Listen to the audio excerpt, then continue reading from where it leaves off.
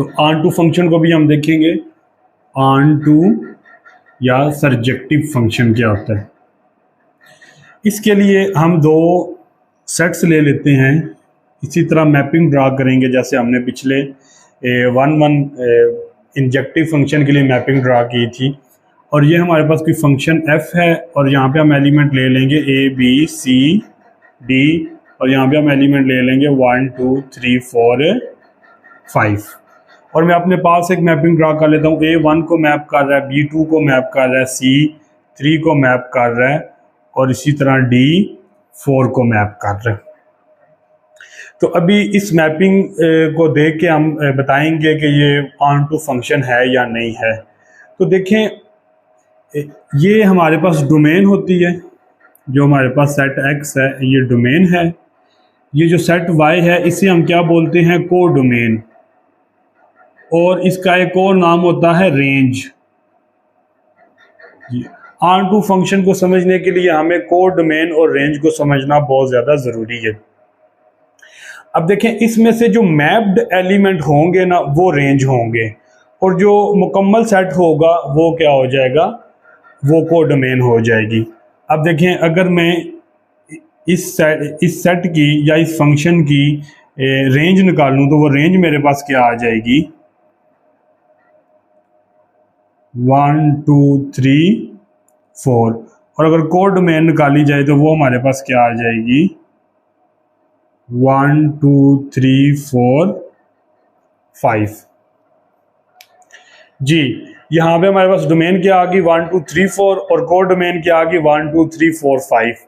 को डोमेन और रेंज में फ़र्क ये है कि जो मैप्ड होते हैं वो रेंज होती है, और जो ऐसे एलिमेंट जो मैप नहीं है तो वो क्या हो जाएगा, वो को डोमेन वाले सेट में आ जाएगा। मतलब इसमें मैप्ड वाले भी आ जाएंगे और जो मैप्ड नहीं है वो को डोमेन में आ जाएगा। आप इसे इस तरह कह सकते हैं, ये जो पूरा सेट होगा वाई ये हमारी को डोमेन होगी और इसमें जो मैप्ड होंगे वो हमारी रेंज होगी।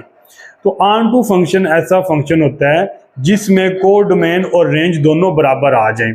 इसका मतलब ये है कि वो फंक्शन ऑन टू होगा जिसमें डोमेन, जो को डोमेन या जो रेंज होगी वो सारी की सारी बिजी होगी। अब ये अगर सारे एलिमेंट बिजी हो जाए, मिसाल के तौर पर यहाँ पे A B C D E एक एलिमेंट ले लूँ और इसको मैप करवा दूँ मैं 5 के साथ, तो अब यहाँ पे देखेंगे कि हमारी जो रेंज है वो को डोमेन के बराबर आ गई है। तो इसका मतलब ये है कि ये ऑन टू फंक्शन है। मैं अगेन रिपीट कर देता हूँ कि ऑन टू फंक्शन वो फंक्शन होगा जिसमें को डोमेन रेंज के बराबर आ जाएगी। मीन्स कि जो रेंज होगी वो सारी की सारी बिजी हो जाएगी, या जो को डोमेन होगी वो सारी की सारी बिजी हो जाएगी। या फिर हम इसको ऐसे कह सकते हैं कि इसको हम इमेज बोलते हैं, इस सेट को हम इमेज बोलते हैं और इस सेट को हम प्री इमेज भी बोलते हैं, प्री इमेज। अब यहाँ पे देखें, 1 का प्री इमेज क्या है A, 2 का प्री इमेज B, 3 का प्री इमेज C, 4 का प्री इमेज D, 5 का प्री इमेज E। तो ऑन टू फंक्शन वो फंक्शन होता है जिसमें प्री इमेजेस, एलिमेंट्स के प्री इमेजेस एग्जिस्ट करें, हर एलिमेंट का प्री इमेज मौजूद हो, तो ऐसे फंक्शन को हम क्या बोलेंगे, ऑन टू फंक्शन बोलेंगे। ये थोड़ी सी थ्योरी थी ऑन टू फंक्शन के बारे में। अभी हम एग्जांपल्स को करेंगे, क्वेश्चंस को करेंगे और उसमें देखेंगे कि कौन से फंक्शंस बाइजेक्टिव हैं और कौन से फंक्शन बाइजेक्टिव नहीं है।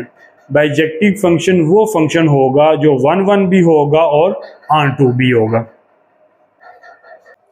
हाँ जी, तो ये हमारे पास फंक्शंस हैं और हमने चेक करना है कि इनमें से कौन कौन सा फंक्शन बाइजेक्टिव है और कौन कौन सा फंक्शन बाइजेक्टिव नहीं है। तो सबसे पहले हम ए को ले लेंगे। ए हमारे पास क्या आ गया, F of X is equal to 2x plus 1। अब इस फंक्शन को हमने चेक करना है कि whether this function is bijective और नॉट। तो बाइजेक्शन को चेक करने के लिए हम देखेंगे कि ये फंक्शन 1 1 भी हो और ऑन टू भी हो। अगर ये फंक्शन 1 1 भी है और ऑन टू भी है तो ये फंक्शन क्या हो जाएगा, बाइजेक्टिव हो जाएगा। तो 1 1 का हमने क्या, सबसे पहले हम 1 1 चेक करेंगे कि ये फंक्शन 1 1 है या नहीं। तो उसका क्या क्राइटेरिया था हमारे पास, if f of x1 is equal to f of x2 then x1 is equal to x2। अब हम इस फंक्शन को क्या करेंगे, f ऑफ x1 लेट कर लेंगे कि f of x1 is equal to f of x2 के बराबर है। यहाँ पे फिर अगेन रिपीट कर रहा हूँ, ये जो फंक्शन होंगे ये रियल लाइन r से लेके रियल लाइन r तक होंगे, r से r तक ये फंक्शन होंगे। और जो x1 और x2 एलिमेंट होंगे ये भी कहाँ से हमारे होंगे, एलिमेंट डोमेन में से होंगे। डोमेन हमारे पास यहाँ पे क्या है, रियल लाइन। अब हमने f ऑफ x1 और f ऑफ x2 को इक्वल रख लिया, तो यहाँ पे क्या आ जाएगा, 2x1 plus 1 is equal to 2x2 plus 1। अब इसको सॉल्व करें, 1 1 से कट गया, 2x1 is equal to 2x2, 2 2 से कट गया, और x1 is equal to x2। तो देखें हमने लेट किया था कि f ऑफ x1 और f ऑफ x2 बराबर हो, तो यहाँ पे हमारे पास क्या आ गया, x1 is equal to x2। तो इसका मतलब ये है, this implies f of x is equal to 2x plus 1 is 1 1 या इंजेक्टिव फंक्शन, 1 1 फंक्शन। अब इसी फंक्शन को हम चेक करेंगे क्या ये ऑन टू फंक्शन है या नहीं। तो उसको हम कैसे चेक करेंगे, उसको हम इस तरह चेक करेंगे कि ये फंक्शन ऑन टू है या नहीं। हम क्या करेंगे, ये हमें मालूम है कि फंक्शन की नोटेशन होती है y is equal to f of x। तो ये जो हमारे पास f ऑफ x है ये y के बराबर है, तो y is equal to 2x plus 1 हमने लिख लिया। अब हमने इसको x के लिए सॉल्व कर लेना है, मतलब इसमें हमने x को सेपरेट कर लेना है। तो x को सेपरेट करें तो क्या आ जाएगा, y minus 1 is equal to 2x, और यहां से x की वैल्यू क्या आ गई, y माइनस 1 ओवर 2। अब यहां पे देखें कि ये जो y है ये आपकी रेंज है, x आपकी क्या है, डोमेन है। तो हमने बेसिकली अब यहाँ पे कोई भी y की वैल्यू पुट करें उसके लिए आपको x की वैल्यू मिलेगी, मतलब प्री इमेज मिलेगा। जैसे मैंने अभी ऑन टू की थ्योरी के अंदर आपको बताया कि ऑन टू फंक्शन कब होगा, जब उसका प्री इमेज एग्जिस्ट करेगा। तो यहाँ पे आप y की कोई भी वैल्यू रखेंगे आपको x की एक वैल्यू मिल जाएगी, मतलब उसका प्री इमेज मिल जाएगा। तो इसका मतलब यह है कि ये फंक्शन ऑन टू भी है। अब ये फंक्शन 1 1 भी है, तो ये फंक्शन ऑन टू भी है। तो इसका मतलब यह है कि yes this is a bijective function, yes this is a bijective function. अभी हम अगला क्वेश्चन को देखेंगे, बी पार्ट को, कि ये फंक्शन बाइजेक्टिव है या नहीं। तो इसके लिए हमें क्या करना पड़ेगा, सबसे पहले देखना पड़ेगा कि ये फंक्शन 1 1 है या नहीं। तो 1 1 को चेक करने का वही क्राइटेरिया है, तो मैं लेट कर लूंगा कि f ऑफ x1 बराबर है f ऑफ x2 के, और इसको हल करेंगे, अगर x1 x2 के बराबर आ गया तो ये फंक्शन 1 1 होगा। तो f ऑफ x1 हमारे पास क्या आ गया, x1 square plus 1 is equal to x2 square plus 1। अब इसको सॉल्व करें, 1 1 से कट जाएगा, x1 square is equal to x2 square, और यहाँ पे दोनों साइड पे आप रूट ले लें। तो जब आप रूट लेंगे, आप दोनों साइड पे रूट ले लें, जब रूट लेंगे तो ये हमारे पास क्या आ जाएगा, x1 is equal two plus minus x2। तो यहाँ पे देखिए हमारे पास x1 is equal to x2 नहीं आया, बल्कि x1 is equal two plus minus x2 आ गया। तो इसका मतलब ये है कि ये कंडीशन को सेटिस्फाई नहीं कर रहा, हमारे पास x1 is equal to x2 आना चाहिए था। तो इसका मतलब यह है कि ये फंक्शन 1 1 नहीं है। अगर ये फंक्शन 1 1 नहीं है तो फिर ये फंक्शन बाइजेक्टिव भी नहीं है, क्योंकि बाइजेक्टिव के लिए फंक्शन का 1 1 और ऑन टू दोनों होना बहुत ज़रूरी है। तो इसीलिए जो बी पार्ट होगा ये नो हो जाएगा, दिस इज नॉट बाइजेक्टिव,